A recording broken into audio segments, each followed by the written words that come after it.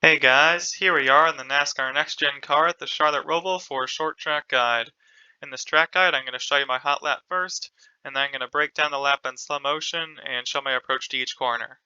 Now before I get to the hot lap, let's check out the track information. The air temperature is 78 degrees, the track temperature is 100 degrees, and the track usage is 28% for this lap. Now let's get on to the lap.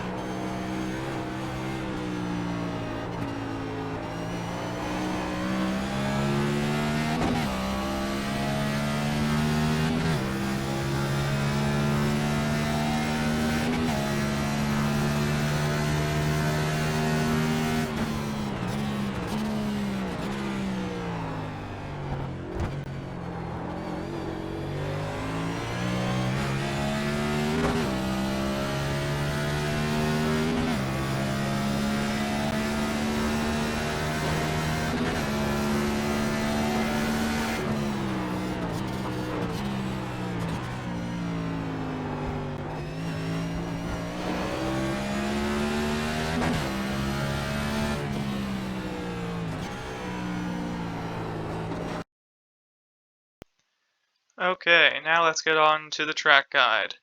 So as we're starting the lap here, we're just going to focus on getting a good exit out of the final corner. So getting a slow entry and just putting yourself onto the very right-hand side of the track to get a wide exit and get back on the throttle quite early as we get out of this final left-hand corner. So you can see the throttle trace waiting to get back to full throttle right as we're on the straightaway, shifting up to third gear right as we get across the finish line. Now we're looking for our braking point as we go into turn one.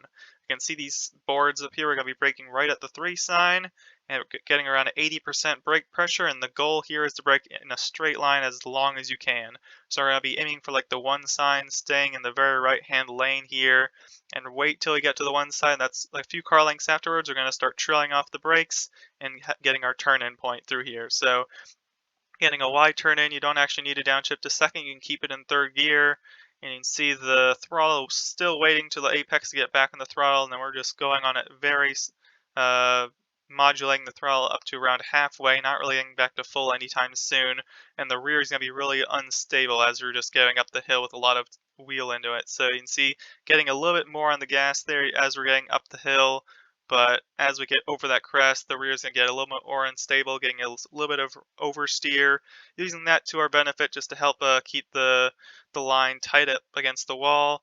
And as we unwind the wheel, getting it back to a little more power, almost back to full throttle, but you got to start by getting on the brakes quite soon for this double right-hander, which you really want to try to treat as like one long corner.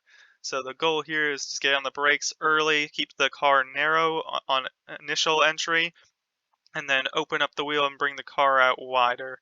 So getting yourself a nice wide entry, and basically you can see her right up against this blue line in the middle of these two corners. Getting on the brakes here, and then helping the car get rotated all the way down to this curbing, trying to apex right at the end of it, and really easy to understeer off wide here when you get back on the throttle, so really be patient on the throttle. And going over these curbs, we're using up all the track on the left-hand side and are up to full throttle here. Going on this little straightaway through here, approaching this double right-hander, this first corner. Not too much brake needed. You can see around 50% at initial brake pressure, then trailing off and bringing the car over to the left-hand side. Nice long straight line braking as we bring ourselves over to the very left-hand side of the track, and then continuing to trail off on the brakes here as we turn in and see at apex basically no input whatsoever. And as we're going up this hill, it's really easy to get a little oversteer through here as you're getting back on the throttle, and so you have to counter steer through there. So just be cautious when you're getting on the throttle through here. And now approaching the oval entrance, you can see we're going up this hill really blind. approach or we're trying to aim. So really gotta be cautious on the throttle, not to get too much, or else you can get in the wall easily here. And as soon as you're basically over the crest, that's when you want to start getting back onto the brakes. So small tap on the brakes, and this is just to help get the front of the car down and help it get rotated for this tight left-hander, trying to get as close to the wall as you can. Partial throttle, the rear a little bit unstable before you get on the banking. Once you're on the banking, you can easily get back to full throttle. And now we're just going to continue all the way to, just going to continue all the way up to the backstretch chicane. So full throttle through this long section up to fifth gear, and then as we get out of turn 2, getting ready to get back on the brakes quite soon. Right as we get to this 5 board, hard on the brakes, like 90 to 100%, and then use the downshifts quite quickly to help use engine braking to slow the car down. As we get to the one sign that's down to second gear, and the goal here is really to use as much of this Slotch's curb on the left as you can, and see trailing off on the brakes quite late. If we just look at when we're getting on the brakes and see still full throttle, still full brake pressure, then very late trailing off, basically using as much curb on the left-hand side. And then the goal is to get close to this curb here, but not really take any of it, because the car is going to bounce a little bit there as it's rebounding off, and all that unselling the car isn't going to allow you to get back the throttle. So minimizing the bouncing, you can see just the line that we're taking through here. We're taking a lot of the curb on the left-hand side, but then as we turn back over to the right-hand side, we're only getting a little bit of this red and white. If you get more of the blue, the car is really going to bounce a lot. You can see a little bit of the bouncing, and all that wheel input just really is harmful for our exit. So getting back to full throttle, just taking the line of least resistance, shortening up the track by cutting a little bit of the line here, and then taking 3 and 4 all flat until I get up to the final chicane. Just taking the shortest line through here, and then looking at the blue apron for our braking zone as it ends, braking basically right at the end of it, a car length after or so. Again, 80 to 90% brake pressure, waiting until where you can really get the wheel straight to get back onto full brakes, using all the track on the left-hand side, down to second gear, trailing off here, and then once again trying to take as much curb on the first part of the chicane, and then minimizing the curbing on the second part. So turning in partial throttle in the middle of the corner, really easy to get a lot of oversteer on exit here. You can see a little bit of counter steer on exit is getting back to full throttle. Coming across the line, shifting up the third gear, and that's a lap around the Charlotte Roval. Now I'm just going to show that lap one more time from chase view so you can really understand the line that I'm taking throughout the lap.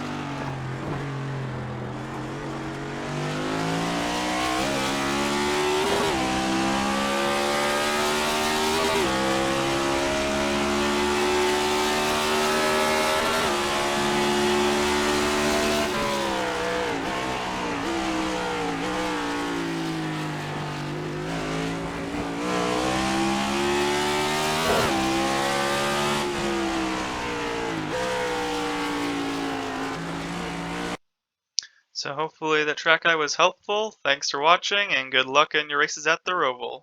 See you next time.